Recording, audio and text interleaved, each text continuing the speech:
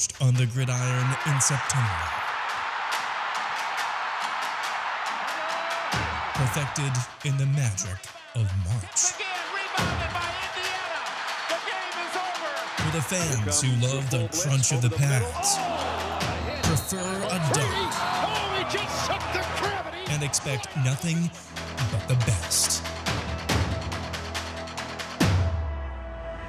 It's Bigger 10. Here's Steve Deace. Back with a new episode of Bigger 10. It's our final episode before we take a sabbatical here until June, when the college football magazines start hitting store shelves and we start looking ahead to the most wonderful time of the year. Coronavirus be damned. I'm here alongside my Nosferatu partner, Aaron McIntyre. Good to see you, Mr. Undead. How are you? I'm doing all right. How about you, Mr. Just Dead? Ha ha ha ha. So funny, Steve. Yeah, is this on? Unfortunately, yeah. Yes. All right, so here's what we're going to do for this special mini episode. We're going to take a look at my best bet college football win total over-under picks. Now, we gave those out on our Patreon page to our supporters first, almost 2 weeks ago now, so they've gotten a chance to take advantage of the market. Over the last 3 years, I'm 18-7-1 against the spread, against the odds with these picks. That's 69%, so that's pretty good. Okay, so we've got thank you. Oh, it's when your teenagers start doing that to you that you start really getting freaked out. But that's my own psychosis for another day. But 69% is nice. Thank you. Yeah. And it's a pretty good percentage as well.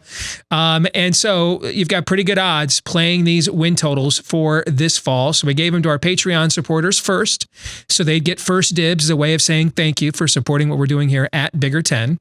And now it's time to release them to the general public.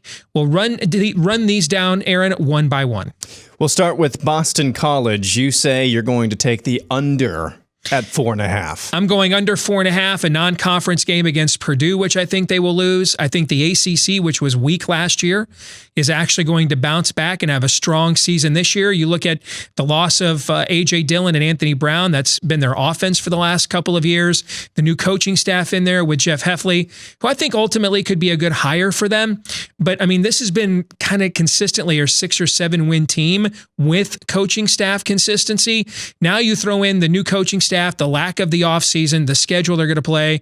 I'm going to take that half a game. I'm betting this basically on just the half a game because if it was 4, I wouldn't bet it. But the half a game gives me the number I want because I think 4 and 8 is far, far more likely for this team than 5 and 7. Yeah, that makes a lot of sense. And Boston College, aside from my team, Iowa playing them a few years ago in the Pinstripe Bowl, does anybody really? They're not a public team whatsoever. Those are the plays that you kind of want to look for if you see a nice line. And so I think that's a pretty good bet, at least from my vantage point. And you throw in, especially when you throw in the factor about the coaching change. When you're a team like Boston College, not a public team, not necessarily. And by public team, let's define that really quick. Public team is a big team, right? A big name that a lot of people bet on, that there's a lot of action on. Yep. So they get bet up all the time. So they get bet up, get bet down all the time as it allows, and so the lines on those teams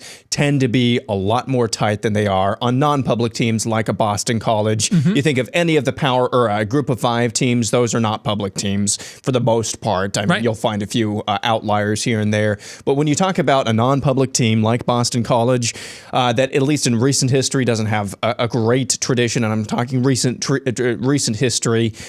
You want to find those plays that where the lines are a little bit more loose, and it looks like, if anything, it's going to be under, because, like you said, their win total 6-7 wins just are their good season, and you throw in a coaching change now. I think that's a pretty solid play. All right, our next pick. Easy. Michigan State under 5.5. And again, you're going to see a thing with me. I'm going against teams that have coaching changes. I think that's a major disadvantage. And even if, we've had several schools, Indiana, Iowa in our own conference, talk about allowing students back on campus June 1 to begin workouts and things of that nature. But the amount of lag time for these teams and coaching staffs to go 6 months and have no spring, no summer conditioning whatsoever, no way to even oversee, hey, I brought in my new staff, my new S&C staff. We got a new way of doing things. We're switching schemes. You have to train for this. I think that's a tremendous disadvantage. You also throw in the lack of returning starters for Michigan State. I have no idea who the quarterback will be. Maybe it will be Rocky Lombardi. I don't know that they have a competent quarterback on the roster. And then I look at what I think is the toughest schedule this year in the Big Ten. Non-conference games against BYU and Miami. I think BYU has potential to be a preseason top 25 team, although the Cougars play a very difficult schedule as well.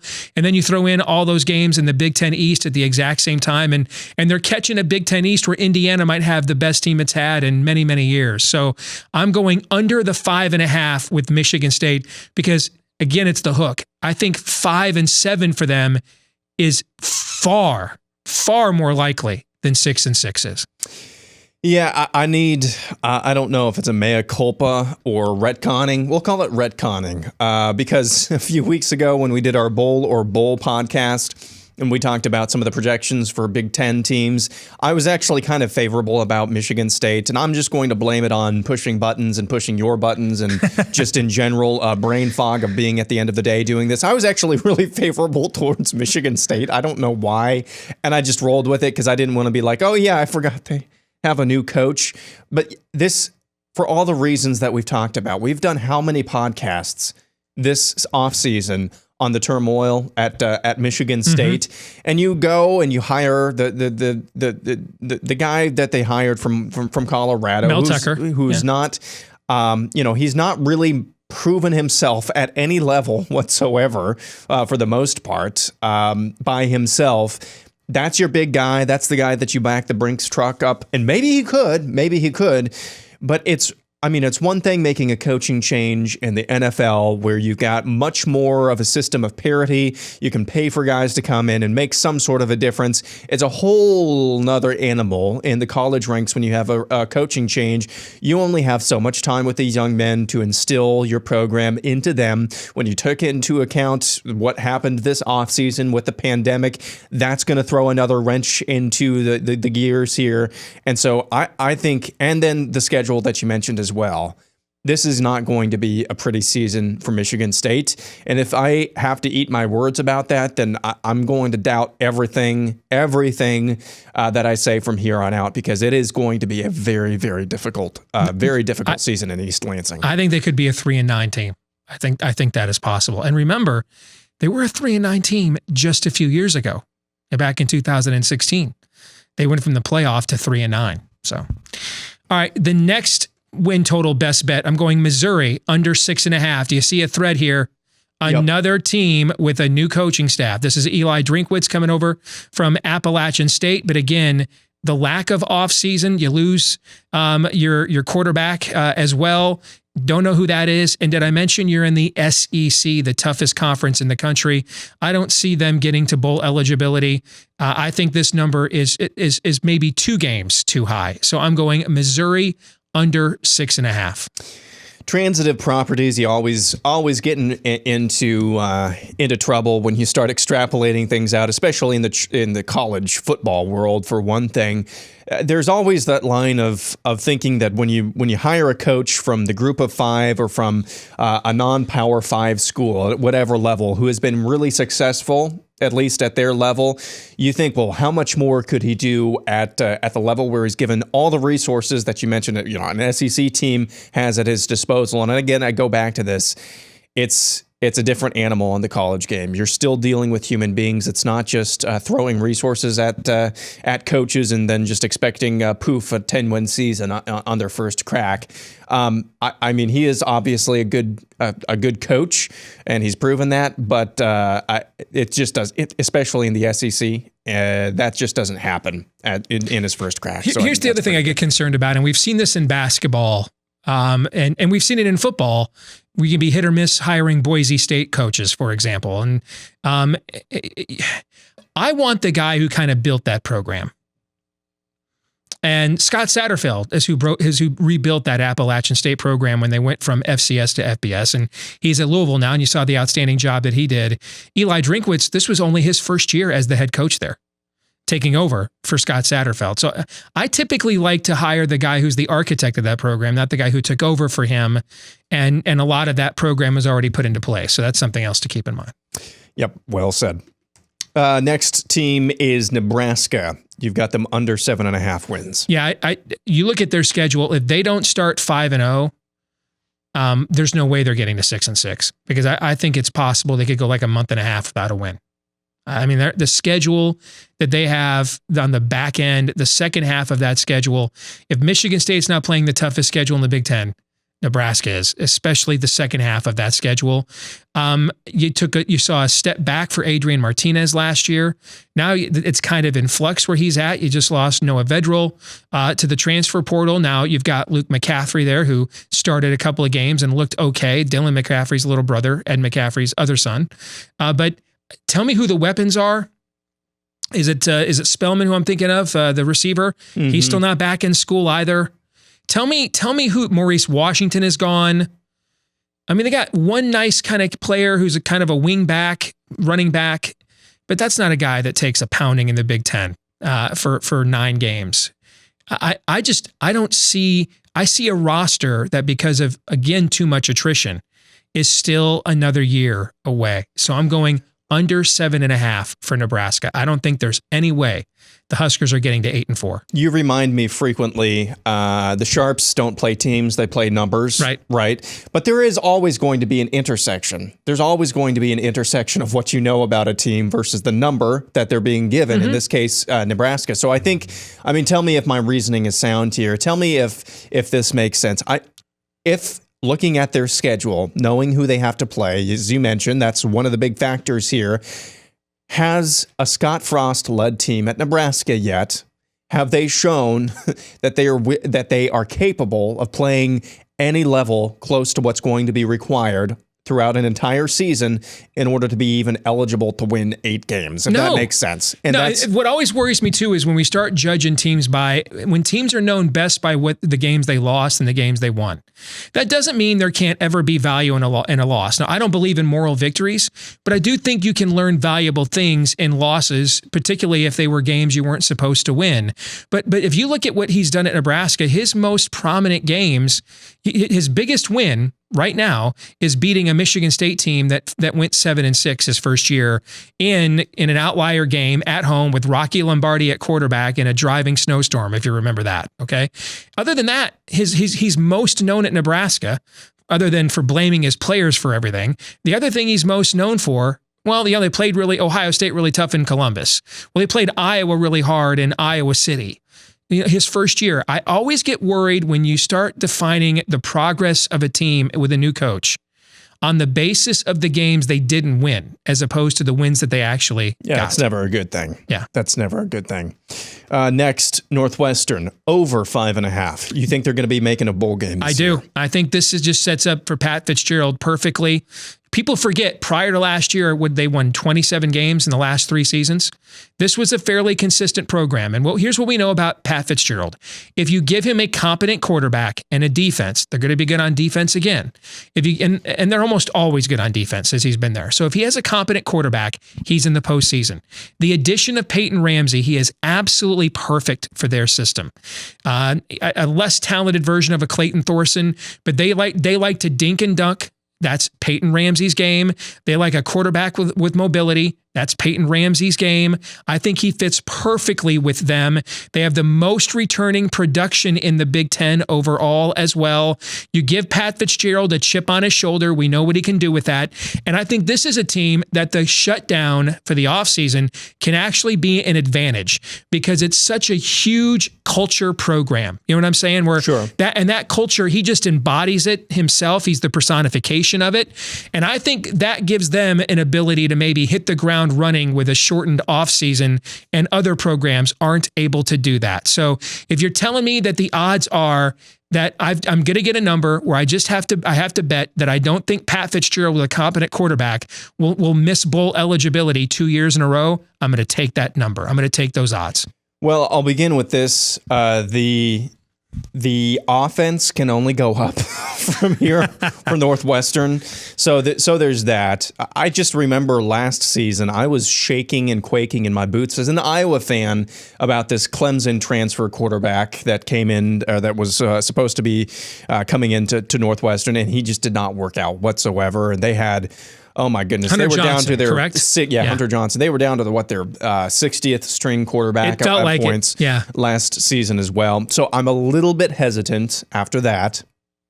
I'm a little bit hesitant about hearing about a new transfer quarterback coming into Northwestern. Of course, the difference with Peyton Ramsey is that Ramsey actually has some decent game experience, and so that's good, and some overall leadership experience too that I think will behoove them. I'm still, after what we saw last year, though. Again, these are different teams.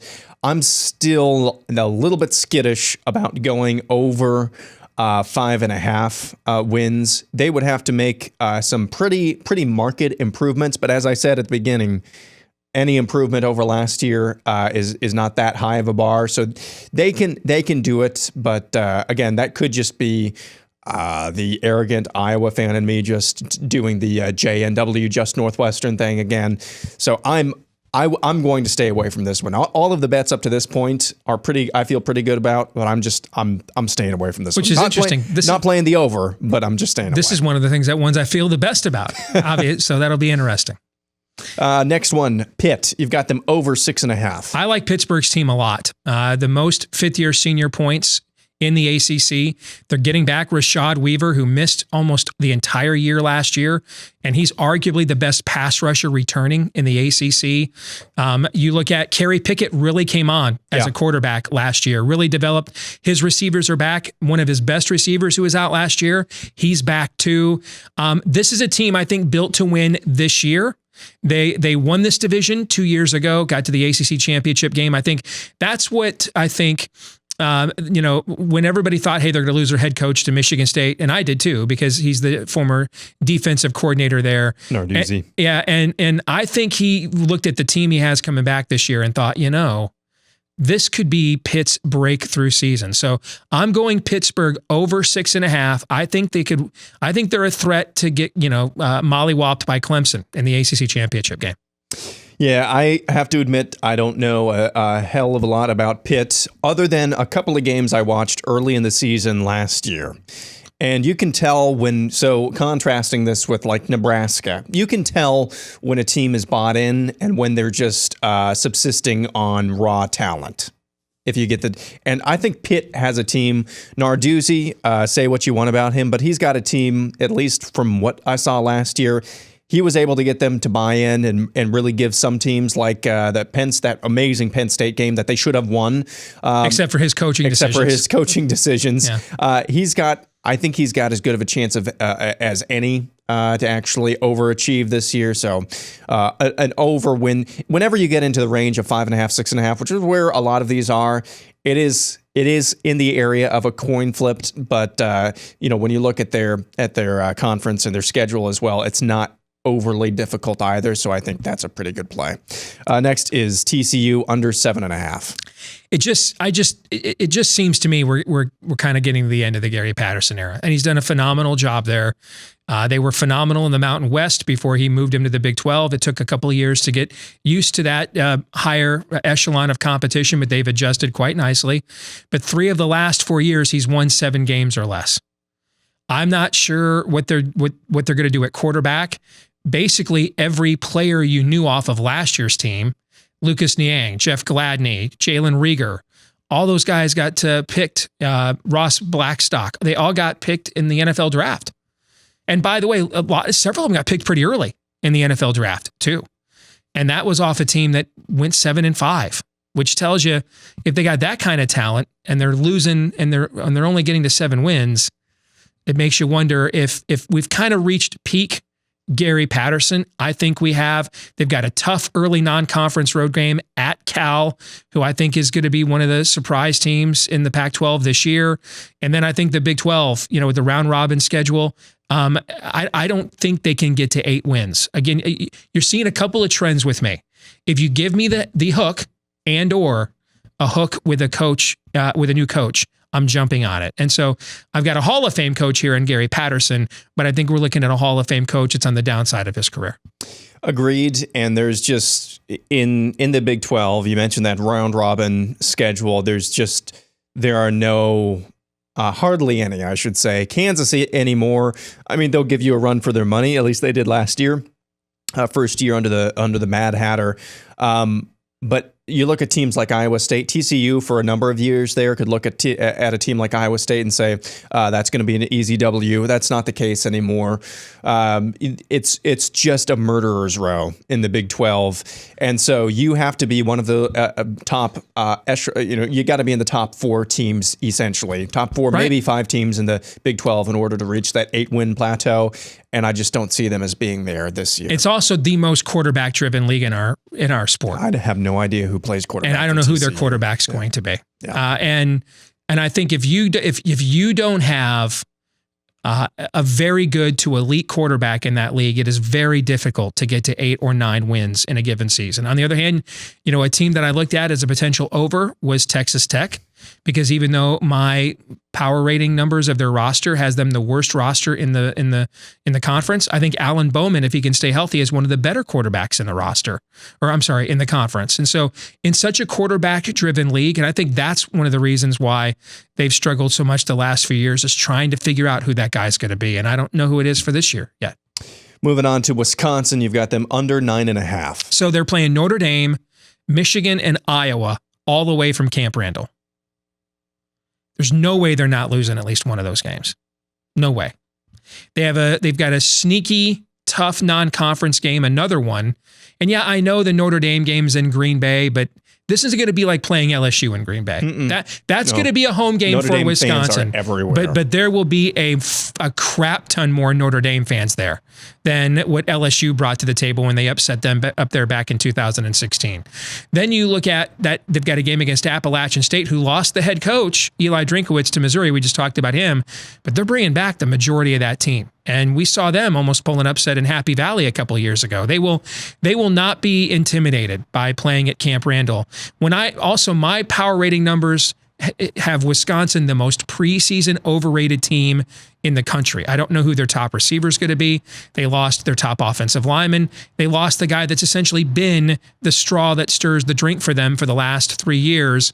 And what's different, I know everybody says, well, they've lost tailbacks for years. See, there was always a guy in the queue, though. I was just going to say that we knew who the next guy was, right? I mean, when Anthony Davis left, you knew who the next guy was. When Brett Moss left, you knew who the next guy was. Who's the next guy? You don't really know the answer to that. All right. And even when Jonathan Taylor was coming in as a freshman, there was evidence that he was that guy. So I think, we talk about Northwestern being arguably the most quarterback-dependent program in our league. I think this is the most tailback-dependent program in our league. And I'm sure they'll be good, functional. I'm sure they'll be solid on the offensive line. But for them to get to 10 wins, they need to be more than solid on the offensive line. And they have to have an absolute difference maker at the tailback position, because I don't think Jack Cohn is that at the quarterback position. So looking at what they have coming back, what they lost, and at that schedule, again, I'm going to take the hook. I think there's far better odds that Wisconsin ends up going 9-3 than 10-2.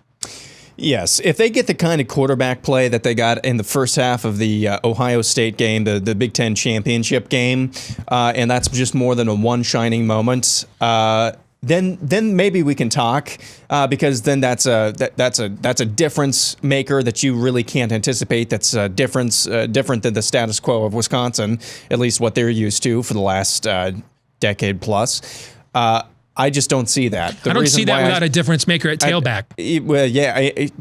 But that's to my point as well. Unless there's some unforeseen circumstance outside of the tailback, which they have been so accustomed to being the bread and butter of their team, then I don't see how they get up to that 10-win plateau.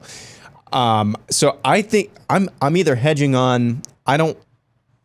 This is where I've got to let emotion not get the best of me. I'm tempted to make this my lock and put a little extra juice in this, but at the same time, it's Wisconsin, and I hate their guts, and they'll probably screw me if I do that. So there's that as well. Final one. This is Notre Dame, under 10. So no coaching change here and no half point. or half hook on the win. What does that say to you? Does that mean that Vegas really thinks they're going to win 10 games? Or they think they're going to go 11-1, okay? And so one of the rules of thumb in sports wagering is if your numbers tell you that the worst you're going to do is a push, you play it, okay? The worst I'm going to do with that is a push, I believe. You might look at their schedule and think it's an 11-1 schedule. Now, I'm not sure I agree with that. They end the year at USC. They play Clemson in the middle of the year. We mentioned they play Wisconsin at Lambeau Field. There's a couple of other games of interest. They play at Pitt, who we just talked about too, as a dark horse team. And Pitt's a team that over the years, for many, going back to the 70s, has given Notre Dame absolute fits. Almost beat Notre Dame in South Bend a couple of years ago. That playoff team, Pitt had the ball at the end of the game with a chance to win that game in South Bend. Okay, so I don't see their roster this year with what they lost to the NFL. I don't see that as an 11-1 roster. It may be an 11-1 schedule. I don't think it's an 11-1 roster. I'm playing. This is a case where you mentioned it earlier. You spoiled it without knowing it. This is where you play numbers and not teams. I think when I look at their schedule and their roster, I think the worst I'm going to do on this play is a push, because I think 10-2 is probably the best they're going to be able to do. Yeah, and that half point that can tell you too that sometimes when there's not a half point on there, Vegas just has this team pegged. And they're just basically, but that's really hard to do when you're playing futures like this. That's just ridiculously hard to do. Because when Vegas has got a team pegged like that, and they say over or under, and you have to take one or the other, right, that's just easy money for them. But if your analytics, if you actually have some method of determining where this team will end up that you trust and that's worked for you, then trust that. Then try to beat the house. And so Notre Dame, the way that they've done the scheduling, and basically they're a member of the ACC. There's got to be, and I have not, other than their national championship run, how many years ago was 1988. That now? Yeah. They haven't won a major bowl since 1994. I just don't see, especially in recent memory, I just don't see much that instills a sense of confidence in them getting over 10 wins. Well, just look at it this way. Wisconsin, Clemson, and USC, one of them is a true road game. Yep. Another one is an away game. And then you've got some... And then Clemson at home, who's going to be number one in the country. Are they going to lose one of those games? And then you mentioned the tricky spots with teams like Pitt. Are they going to lose one of those games? Oh, absolutely. So therefore, then all they've got to do is lose one more of the other 11 games, right? And then you're easy. Yeah, and that's a push. Yep. So I think that's why a push is the worst I'm going to do on that play. Makes sense. These are fun. It is fun. It means the season is nigh. It's less than 125 days away from the time that we are taping this now. So the most wonderful time of the year will be here before you know it. We're going to take the rest of May off. We'll be back again in June as the preseason magazines start hitting the shelves. We'll probably have more clarity about what the 2020 college football season will look like as well. We'll get into all of that and more when we return on Bigger 10.